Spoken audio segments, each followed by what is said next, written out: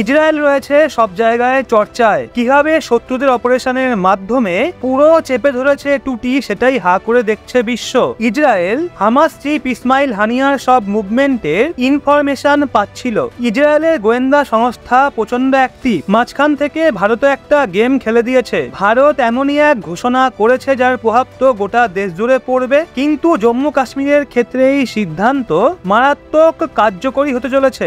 অমিত শাহর তরফ থেকে নির্দেশ দেওয়া হয়েছে, ইনফরমাররা এখন যে কোনো গোপন ইনফরমেশন দিলে অনেক অনেক পয়সা পাবে। তো প্রথমে ইনফরমাররা কেমন পয়সা পেত, আর এখন অমিত শাহর ঘোষণার পর কত পাবে তারা, সেটা আপনাদের বলছি। যদি কোনো ইনফরমার এমন ইনফরমেশন নিয়ে আসে যা দেশের সুরক্ষার জন্য অত্যন্ত গুরুত্বপূর্ণ, তো তেমন ইনফরমারদের এখন তথ্য অনুযায়ী পয়সা দেওয়া হবে। এই তথ্য বা ইনফরমেশন জঙ্গিদের সহায়তাকারী, সন্ত্রাসবাদী, নকশালবাদী বা সমাজে দাঙ্গা সৃষ্টি করা ব্যক্তি রিলেটেড হতে পারে। আপনারা জানেনই ইনফরমারদের ইনফরমেশনের উপরই ভিত্তি করে বড় বড় জঙ্গি হামলাকে আটকানো যায়, জঙ্গিদের সহায়তাকারীদের ধরা যায়, নকশালবাদীদের মুভমেন্টের সন্ধান পাওয়া যায়, এমনকি সেন্সিটিভ এলাকায় ধর্মের নামে দাঙ্গা সৃষ্টিকারীদেরও ধরা যেতে পারে। এখনো অবধি ইনফরমাররা কোনো গোপন ইনফরমেশন দেওয়ার জন্য কমপক্ষে 50 টাকা ও ম্যাক্সিমাম 500 টাকা পেত, কিন্তু গৃহ মন্ত্রণালয় এখন বড়সড় সিদ্ধান্ত গ্রহণ করেছে।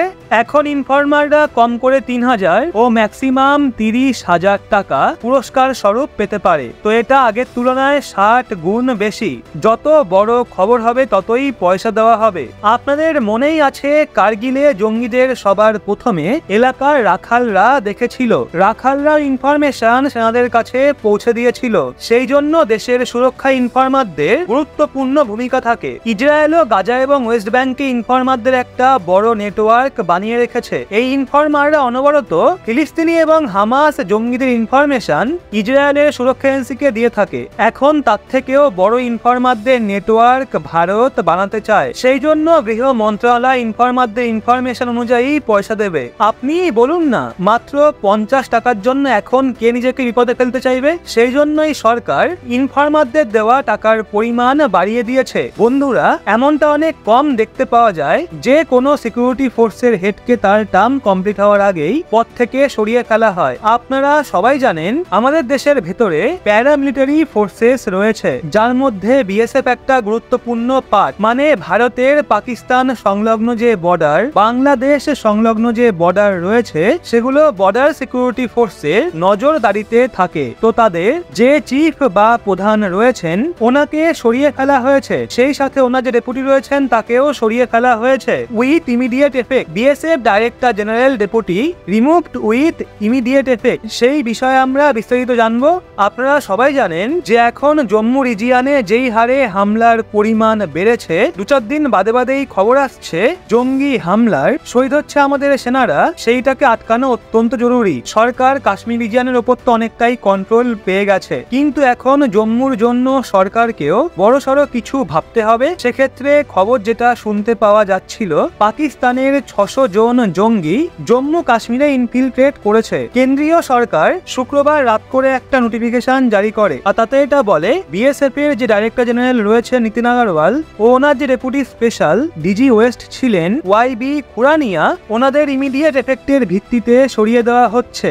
এখনই মিস্টার আগরওয়াল 1989 এর ব্যাচের কেরালা ক্যাডার অফিসার। আজ যে মিস্টার খুরানিয়া রয়েছেন তিনি ওড়িশা ক্যাডারের 1990 ব্যাচের। মিস্টার আগরওয়াল গত বছর বিএসএফ চিফ পদভার গ্রহণ করেন জুন মাসে, এবং YB Khurania was heading the formation of the force along the Pakistan border. Appointment committee of the cabinet separate order জারি করে। নীতিন আগরওয়ালকে পাঠিয়ে দেওয়া হচ্ছে কেরালায় ও খুরানিয়াকে ওড়িশা ক্যাডারে পাঠিয়ে দেওয়া হচ্ছে।